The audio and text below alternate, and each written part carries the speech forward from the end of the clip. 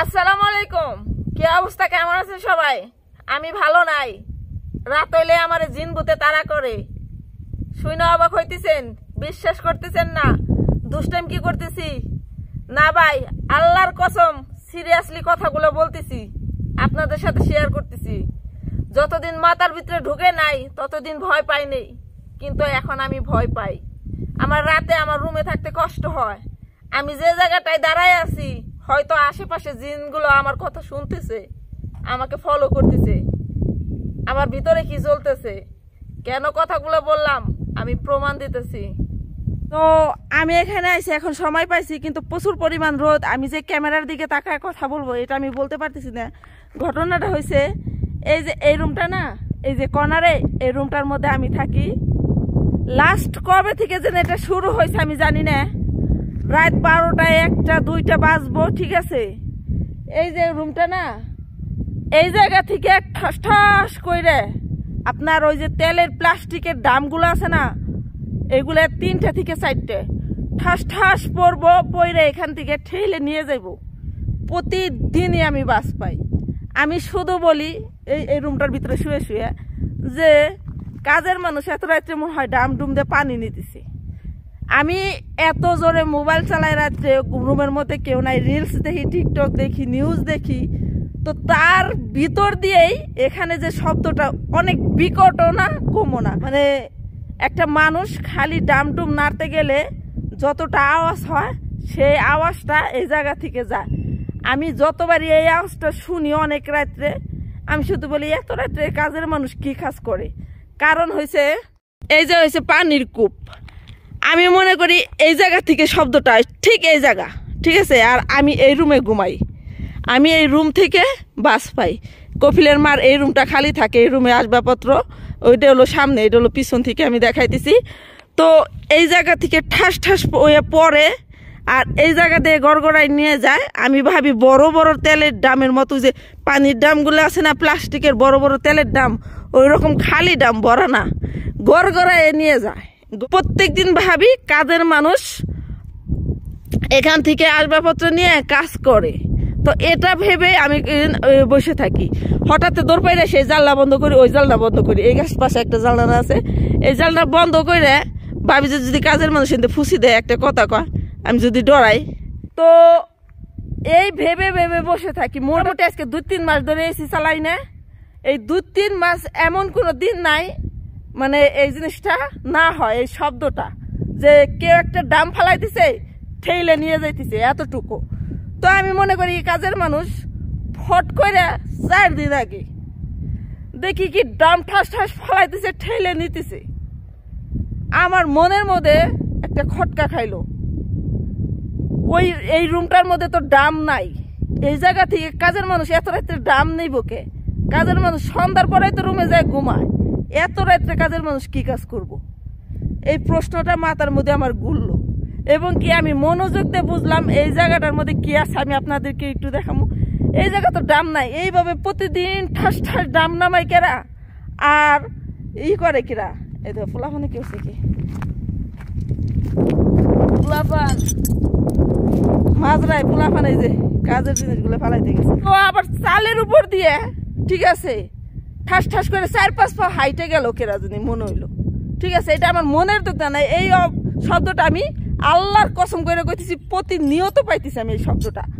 প্রতিদিন রাত্রে একবার করে, রাত 12টা 12:30 1টা 2টে 3টে, ঠিক আছে। মানে একজন কাজের মানুষ আইছে, এখানে কিছু খালি ডাম আছে, ঠাস ঠাস ফালায় গড়গড়ায় নিয়ে যেতেছে, এতটুকু শব্দ পাই। কিন্তু আরো 3 দিন আগে আমি যে শব্দটা পাইছি, এই শব্দটা তো পাইছি চালের পর্দা হাইটে যাইতেছে। তখন আমার মনে হইলো কি রে, কাজের মানুষ তো চালের পর্দা হাইটে যাইব না। আল্লাহর কসম করে কইতেছি, তখন আমার মানে শরীরের মধ্যে কাটা দিয়ে উঠলো, আমার ভিতরে ভয় ঢুকলো। আমি সকালবেলা জানলা খুলে দেখি, পরে বিকালে এসে এই জায়গাতে দেখলাম যে এই জায়গা তো ডাম ডুম নাই, খালি ডাম এইভাবে ঠাস ঠাস ফালায় শব্দ করে ঠেলে নিয়ে যাইতেছে কেরা। তো আমার তখন জ্ঞান আইলো যে না, এটা তো কাজের মানুষ নাই। তখন আমি আমার বাসার ম্যাডাম রে কইলাম, বুড়ি রে কইলাম। বুড়ি কয় চোরাইছিল, তুই কবি না, আমাকে ডাক দিবি না? আমি কই কি না মামা, চোর না, আমি এই শব্দ প্রতিদিন পাই, ঠিক আছে। পর আমি কেমনে বুঝলাম, আমি কইতেছি জিন জিন, পরে ওরা কইতেছে জিন না, আমি কইতেছি কি দোয়া পড়বি, কোরআন পড়বি। আমি কি কিছু ওর আসে নাই কে, ঠিক আছে, এই জায়গায় জিন এরকম করতেছে। পরে আমার ম্যাডাম আমরা কইলো কি, যখন তুই শব্দ পাস তখন আমার মোবাইলে ফোন দিবি, আমি আইসে দেখুম, ঠিক আছে, বাইরে বাইরে সবাই মিলে দেখুম আসলে ঘটনা কি। আজকে 4 দিন ধরে মোবাইলের সাউন্ড কমায় রাত 12টা 1টা 11টার পর থেকে রাত 4টা পর্যন্ত আমি কানুজাই থাকি। আর 4 দিন ধরে এখানে কোনো শব্দ নাই। আমার চিন্তা ভাবনা, আমি মোবাইলের ক্যামেরা চালু করে আমি অন্তত শব্দটা রেকর্ড করুম যে আসলে এই জায়গায় এটা কি হয়। কিন্তু আজকে 4 দিন ধরে এরকম কোনো শব্দ এই জায়গায় হইতেছে না। কিন্তু প্রতিদিন আমি বিছনা শুয়ে শুয়ে ভাবি কাজের মানুষ এই জায়গায় কাজ করতেছে, কিন্তু আজকে 4 দিন ধরে এই শব্দটা নাই।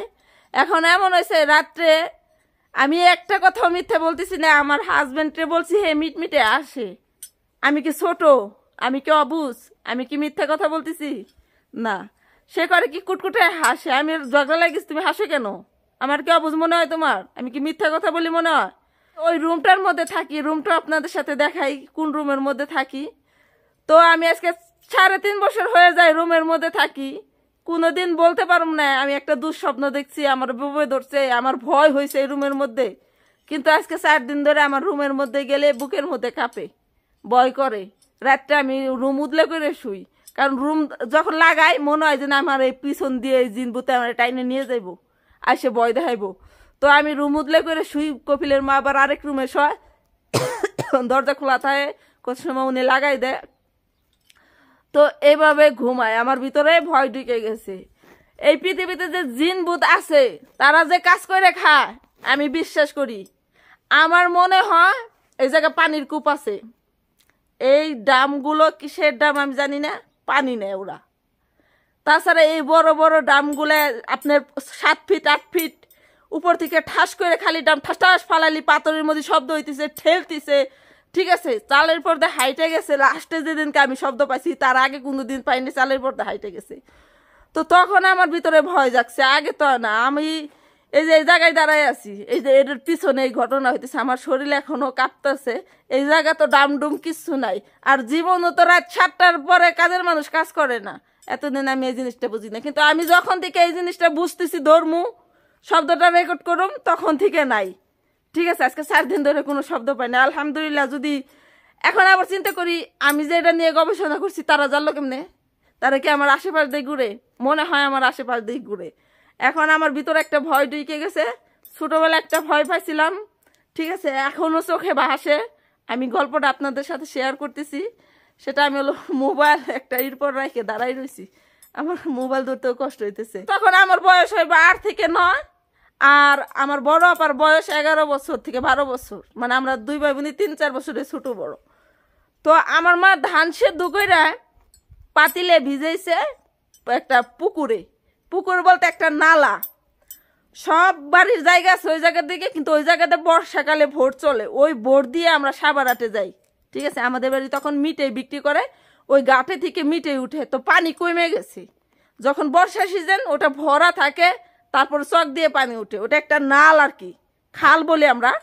তো ওই খালে আমার মা, আমাদেরই পুকুর তো আমাদেরই খাল, আমার মা পাতিলে ভিজেছে। তো রমজান মাস সেরি খাওয়ার জন্য উঠছে, আমার মা ভাত রাঁধতেছে। এখন আমরা উঠছি, আমরাও রোজা থাকি, আমরা ছোট্টবেলা থেকে রোজা থাকি। এখন আমার মা কইতেছে সকাল লইলি তো ভোট চলবে নে, ভোটের ডেওয়ে ডেওয়ে ওইটা যে বাকের নিচে চলে যাবে নে, তাই তোরা 2 বোনই যা কূপে নিয়ে যা। তখন তো লাইট ছিল না, আমার এখনো শরীরে কাটা দিতেছে, যে তোরা 2 বোনে কূপে নিয়ে যা। কূপে নিয়ে যায় ওই পাতিল ঢে উঠে টানে উঠে থসে গে পানিতে। তাই এখন আমি হলো কূপে হাতে, আমার বোনে হলো পানিতে নামছে কাঁচার বাইয়ে, উপরে টিউবওয়েল, ঠিক আছে। আমাদের ওখানে খাইলের মেল আছে, অনেকে গ্যান্ডারি জাল দিতেছে। তো আমার বইনে নিচে হলো পাতিলের জন্য উঠছে, নামছে, ও হলো বড়, আমি হলো উপরে কুপো ধরে দাঁড়াই রয়েছি। এখন খালটা হবে কমসে কম 20 হাত, মানে মাঝখানে পানি, তার উপরে হয়েছে ওই পার। ওই পারে আমি এখন আমার চোখে ভাসতেছে জিনিসটা, গথরে কাটা দিতেছে। এখন আমি দেখতেছি ইয়া বড় একটা কেরাজানি দাঁড়াই রয়েছে, বড় একটা মানুষ কালো ছায়ার মতো। তো আমার বোনেরও কিছু ও বোন ওই যে কি রাজনী ওনে কয় কো আমি তো দেখি না। আমি কই ওই যে কি রাজনী, ওই যে খাড়াই নিছে, যে মানুষটা খাড়াই নিছে তার ছায়াটা আমাদের এই পারে চলে আইছে। ঠিক আছে, আমি যেখানে দাঁড়াই রয়েছি তার ছায়া আমার পায়ের নিচে মাথাটার ছায়া এসে দাঁড়াইছে, কত বড় দেখা যেতেছে। আমি কই ওই যে দাঁড়াই রয়েছে, ও কয় আমি তো দেখি না। আমি তো চিল্লে বেলে করে শিক্ষা দিছি, ওই এত বড় মানুষটা যে দৌড় পাইরে ওই দিকে চলে গেল ছায়াটা।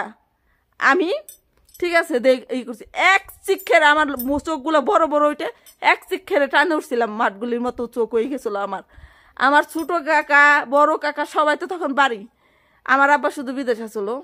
তো সবাই আগে গেছে, সবাই আমার বুহে থাপড়ানি দা, আমার আর চোখ ছুটে না, আমার আর মানে দম ছুটে না। ঠিক আছে, তো এই যে দেখছিলাম সেই দেখাটা আজও আমার চোখে ভাসে। জীবনে অনেক কিছুই দেখি, অনেক কিছুই ভুলে যাই, কিছু কিছু কিছু ভয় ভিতরে সারা জীবনই থেকে যায়। তো সেই ভয়টা পাইছি আজকেও, আমাকে সেই সেই জিনের ভয় আমাকে তাড়া করে বেড়াইতেছে।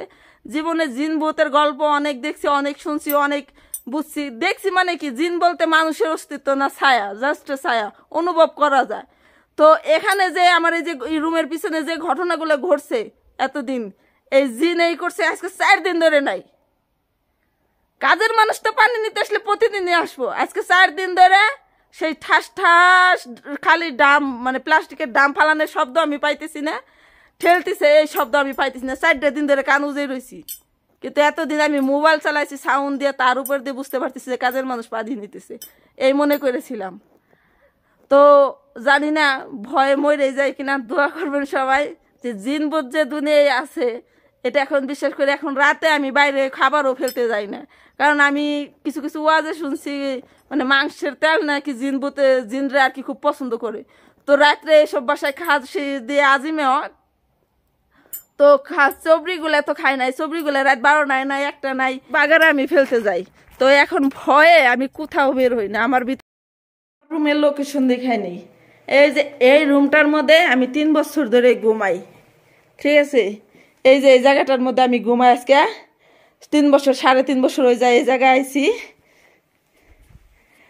আর শব্দগুলো হয় এই যে বাইরে থেকে।